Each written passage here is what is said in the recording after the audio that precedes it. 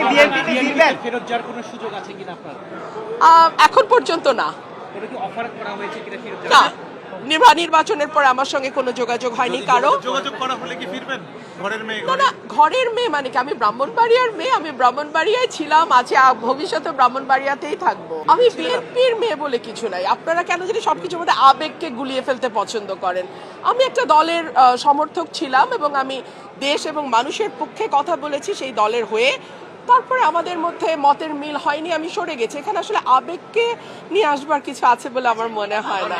এই লড়াইটা আমার খুবই খুবই কঠিন ছিল ন্যাচারালি, বিকজ একজন স্বতন্ত্র প্রার্থী একটা দলের জোয়ারের বিপক্ষে দাঁড়িয়ে ভোট করা, ডেফিনেটলি এটা কঠিন ছিল এবং আমাকে নানানভাবে চেষ্টা করা হয়েছে সর্বশক্তি দিয়ে যাতে আমি হেরে যাই, বিকজ এটা একটা ইগো প্রবলেম হয়ে দাঁড়িয়েছিল যে দলের চেয়ে ব্যক্তির ইমেজ কেন বেটার হবে।